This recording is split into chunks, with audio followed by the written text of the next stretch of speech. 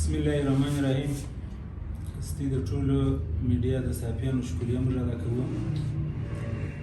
تی ته به معلومه وي یا به نه معلومه، موږ به تی ته واضح کړو زموږ د قبایلي د اکا د زامنو سره لږ مسله ده. په ناوې کې موږ دوی بیج سره کړی دی. سردار محمد وډیکیټ د ظاهر زوی دی او منظور وډیکیټ د ظاهر زوی دی.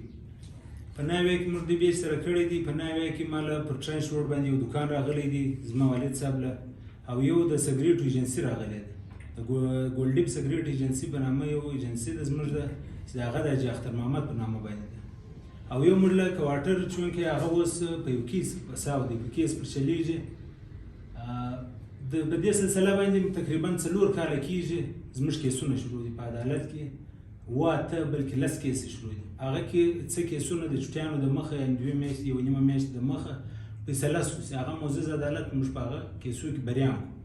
دې شی پر موږ باندې ثبوت نه کړي، دوی کوم جوړه مقدمه جوړ کړي وو هغه پر موږ ثبوت نه کړي، نو معزز عدالت په هغه کې موږ بریان کړو. نور کوم کیسونه چې دي هغه تقریبا دا ټیم 90% تکلیدي دي، تقریبا اوس پر ختمېدو باندې دي. نو دا زما کوم مخالف کوم کسان چې دي سردار محمد وډیکیټ او منظور وډیکیټ چې دا د جزایر زامن دي، دا د وکالت په نامه باندې یعنی دا مقدسه پیشه باندې دی ګټه کوي.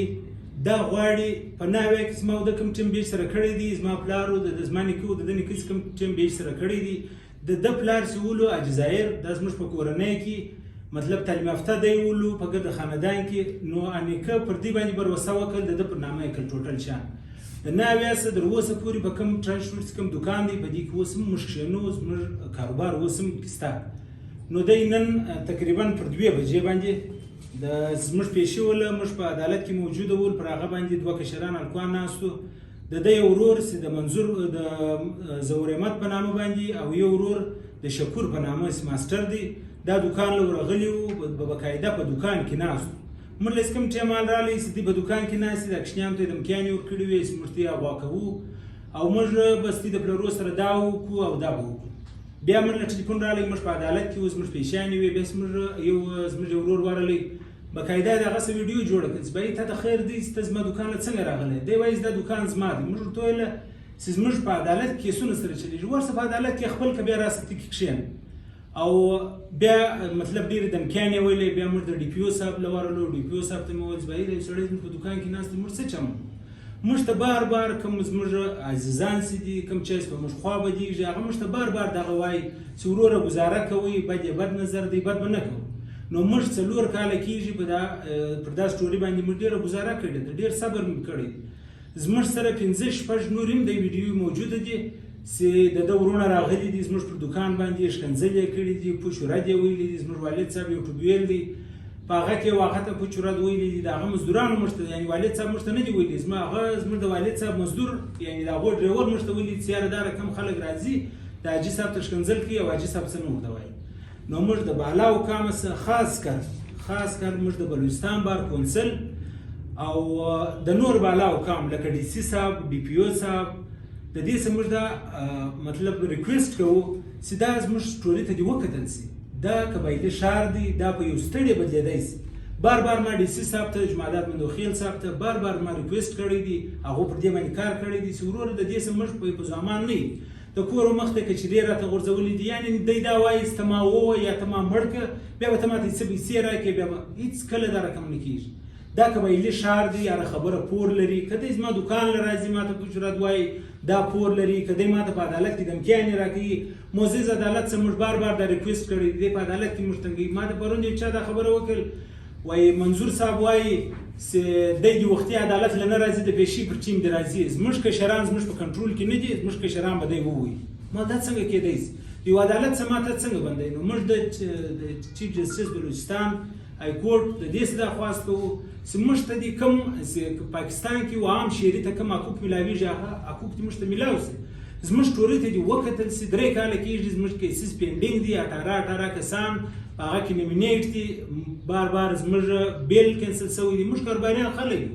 دا ټیم زموږ 15 کسان یعنې زما ورونه د اکا زامن ایډوکیټ سمیع الله صاحب زموږ په خپل کور کې موږ مطلب وکیل لرو، وکیل ایډوکیټ سمیع الله صاحب هایکورټ دی. نو زموږ 15 کسان دا ټیم اوس هم په دوبۍ کې په جاپان کې موجود دي، چونکې موږ بزنسمین خلک یو، موږ هلته یو روپۍ ګټو، مزدوري کوو، راوړو یې په دا وطن کې خورو، په دا وطن کې ژوند کوو. که چیرې موږ ته خپل حق نه میلاویږي یا موږ دا رقم په ناولده طریقو باندې موږ تنګیږو، بیا موږ کېدای شي موږ ودی رد عمل وکړو په هغه باندې زموږ سم سرکار خوا بده کړي، په هغه باندې زموږ څه قبایل خوا بده. موږ 3 واره موږ جرګو ته 3 واره موږ له جرګې راغلي، موږ د اسلام د شریعت په دا خاطر موږ هغو ته اختیار ورکړو چې ورڅخه خلاص کړي، چونکې د ده پلار وایي چې بالکل به ماته پیسې راکړي، هغه خلک دا وایي چې وروره زه ستا دپاره ایمان نشم خطا کوی. نو موږ جرګې سټاپ کړي دي د دې بار، موږ بالکل نه جرګې کوو. د معزز عدالت دی کیس پینډینګ دی، که دکان د ده دی دې وګټي دی دې ویسي، که ایجنسي د ده وه. او بل یو شی زه واضح کوم، د سګرېټ ایجنسي ګولډیپ سګرېټ ایجنسي علیزی یو سړی دی ماسم اکا نومیږي، د هغه 2 زامن دي، اجکایر او اجتوایر په نامه باندې. د دې څه ما 15 باره ریکویسټ کړی دي، ما تاولا صاحب ته ویلي دي، ما په علیزو کې 3-4 کسان ته ما ویلي دي، هغه څه ما د ریکویسټ کړی چې باید دا ستا وراره دي زما یې د غلا شی رانیولی، یعنې د سګرېټ ایجنسي د 3 کروړه روپۍ قیمت دی، د په 1 لک روپۍ رانیولي ده. بیا زه کور ته ورغلی یم، اجماسم اکا ته مې ویلي، اجماسم اکا ویلي زه زما د زامنو سره مشوره کوم، راځم تا ته حال درکوم. بیا ما ته حال نه دی راکړی. دغه یو بلیک میلر دی، د سردار نامه وکیل په نامه باندې، دا د وکالت یو مقدسه پیشه ده، دا د خلکو د یو اسانۍ لپاره یو پیشه جوړه شوې ده، چونکې دی په طور احتیار استعمالوي، په طور دی دې استعمالوي چې زه مطلب دا کلی د علاقه ډسټرب کړم او د علاقه ستړی کړم، د علاقه څه زه بته واخلم. 3 واره یو بل شی زه څه په نوټس کې راولم، د اجکایر چې د اجزایر ورور دی، د اجتور دا مطلب اجکایر مسکین چې دی هغه وفات شوی دی، 3 واره د هغوس په بېشرمۍ باندې بیش اخیستی، چونکې اجکایر یو ډېر پوست سړی و، ډېر نرم لهجې والا سړی و. هغه وویل چې زما ورور دی پروا نه لري، 3 واره د هغو څخه بیش اخیستی دي او د هغو بقاعده پر ګردو مځکو باندې سټې اخیستې دي، مطلب ستړي کړي د وکالت په نامه باندې.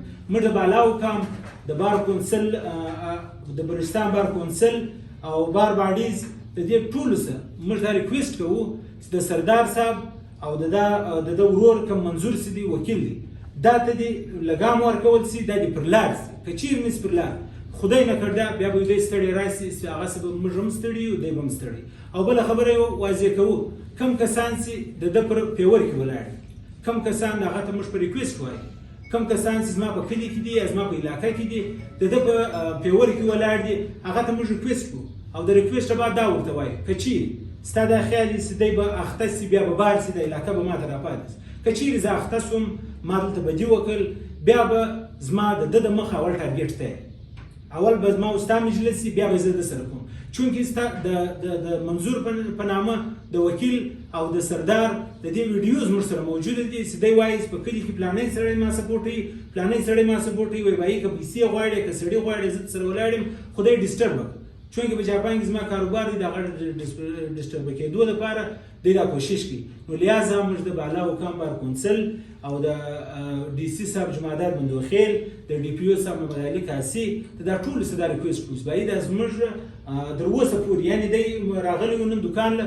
پر 2 بجې ویډیوز یې موجود دي، ایس ایچ او صاحب ما بوتې، تر اوسه پورې اف آی آر نه دی کټ شوی.